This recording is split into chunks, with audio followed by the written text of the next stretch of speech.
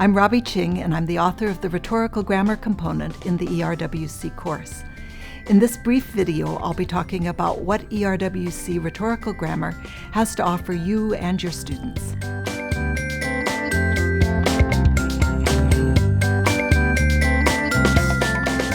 So what is rhetorical grammar? It's looking at the language of real writers and asking how they've selected language for their rhetorical purpose and their intended audience, and in the process achieved their own unique style. The rhetorical grammar modules contain instruction and activities that are based on the text that students are reading. They've already looked at the structure and the vocabulary of the text, so now they're ready to look at the language. Students observe how professional writers use language rhetorically, and they practice the grammatical forms they've been observing so they can apply what they've learned to their own writing. I've organized the grammar topics in a sequence where each topic builds on what has gone before, beginning with sentence structure, then moving on to verbs. For example, in the racial profiling module, students look at passives and modals. Then they look at how ideas are connected with coordinating words, transitions, and semicolons in good food, bad food. Moving on, they look at subordination and how writers expand their ideas by using modification to incorporate information and details into their sentences.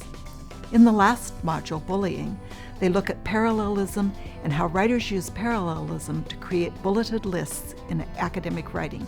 Rhetorical grammar improves students' critical reading as well as their writing skills.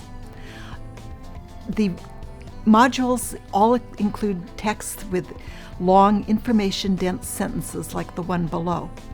Though much of Big Science is centered on breakthroughs in biotechnology, nanotechnology, and more esoteric questions like the age of our universe, a quieter story has been unfolding behind the scenes in laboratories around the world, one whose effect on human perception and our understanding of life is likely to be profound.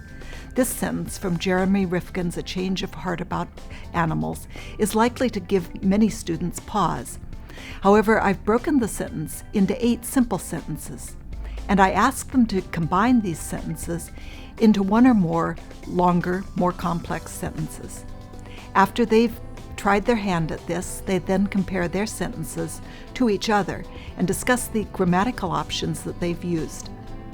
Finally, they look at Jeremy Rifkin's long, complex sentence and see how he managed to pack all the information in to one sentence. Each module concludes by activities that are focused on editing for the grammatical feature that students have been working with. They begin by editing a piece of student writing written on the same topic that they're working on. Then they edit the guided composition that they wrote at the beginning of their grammar instruction. And finally, they practice editing their own writing assignment. Throughout, they're thinking about making language choices for rhetorical purposes, as well as achieving correctness in the context of the needs of their audience. Language is the heart of the expository reading and writing course. If you use the ERWC grammar components, you'll be providing language instruction at every point in the module. You'll be doing it as it's used in the text that students are already engaged in, and you'll be asking them to explore the way grammar is used by real writers for rhetorical purposes. Finally, it's a tool for student autonomy as they gain proficiency in editing their own writing for rhetorical effectiveness. Thank you. I hope this video will encourage you to explore the rhetorical grammar component with your own students.